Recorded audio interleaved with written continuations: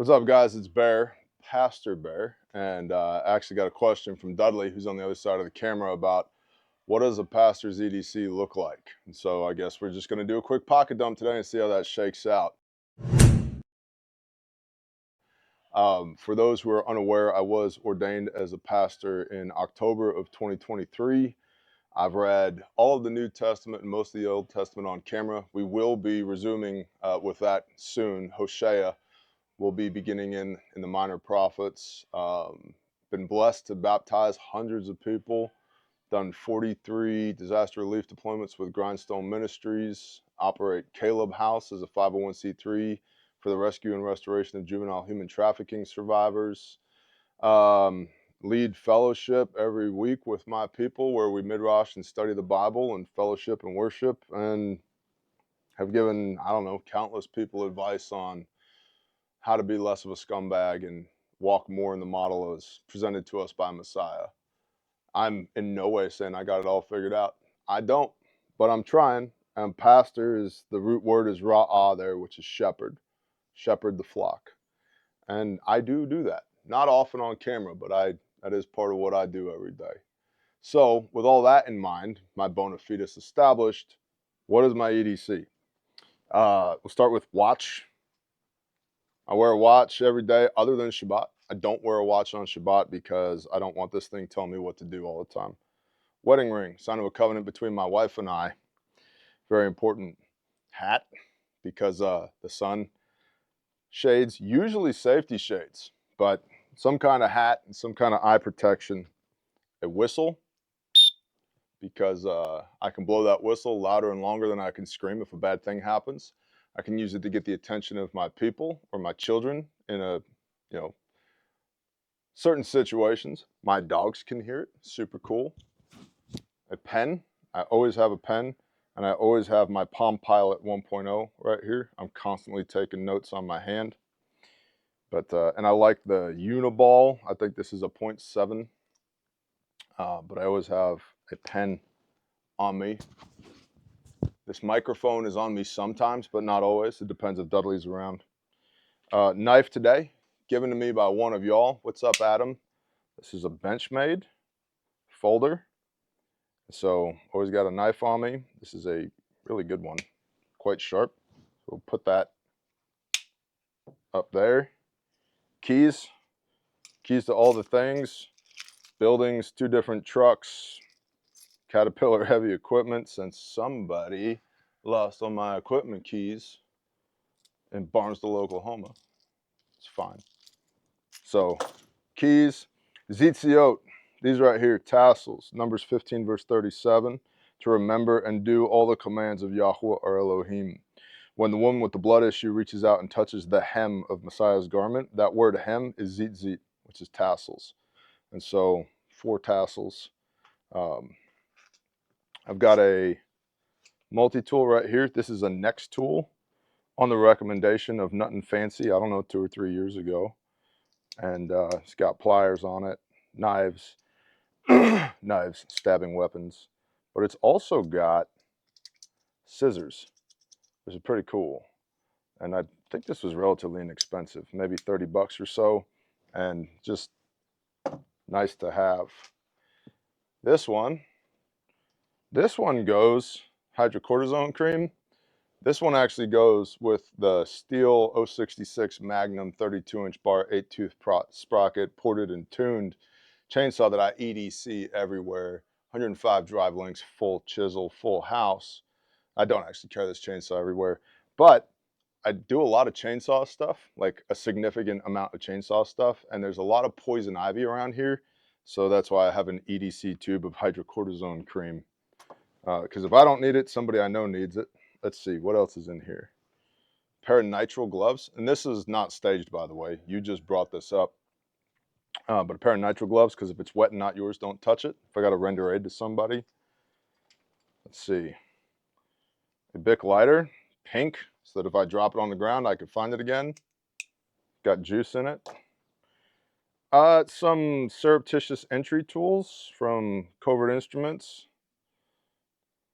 for reasons.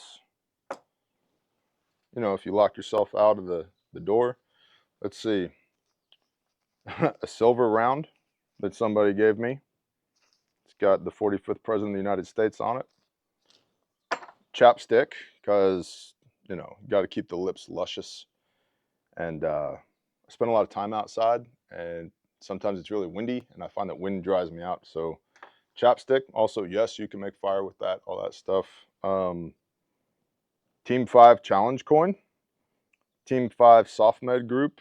Refuge Medical supports Team 5 in their endeavors around the world to go help people medically. So it just happened to be in the pocket today. Babylonian rectangle of death. Cell phone. Let's see. That's it for that pocket. Oh no, here we come. You call yourself a pastor and you're addicted to nicotine? Yup. On pouches, 2 milligram and 4 milligram. Side pocket. Grinds cinnamon roll coffee pouches, because I chewed snuff forever and a day, and these just have a really good mouth feel to them. And bonus, caffeine. Soft tea tourniquet, ready to go. And a triangle bandage. You could do a lot with a triangle bandage. I can improvise a tourniquet, I can make a sling, I can make char cloth, I can pre-filter water for water collection, I can use it for signaling, I can use it as a do-rag, I can make a pressure bandage out of it, I can pack a wound with it. I do all kinds of stuff with a triangle bandage. And there's a safety pin in there. So that's that pocket. This pocket. Slick kit from Refuge Medical. So this has chest seals, a flat trauma bandage in it, a pair of nitrile gloves, combat gauze, and flat duct tape in it. And the packaging with the duct tape, I could make more chest seals with that if I had to. So blowout kit wise, got a tourniquet, chest seals, wound packing gauze, which is hemostatically impregnated, pressure bandage, flat duct tape, plastic, and triangle bandage. Pretty good little setup right there. Let's see. Wallet. Aha. Can he get it? Flashlight. Streamlight ProTac 2LX. Flashlight. Just in my back pocket.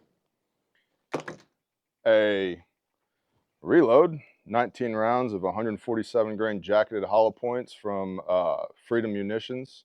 That's the Freedom Munitions X-Def right there.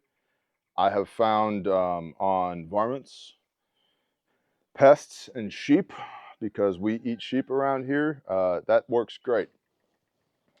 Got in the skull of a sheep. You call yourself a pastor? Yes, in the skull of a sheep, it'll make an entry wound, drop all of its entry with no exit wound, and drop all of its energy with no exit wound, and they just drop. They just drop. I don't even know what that is. I don't even know what pocket that's in. Ah. And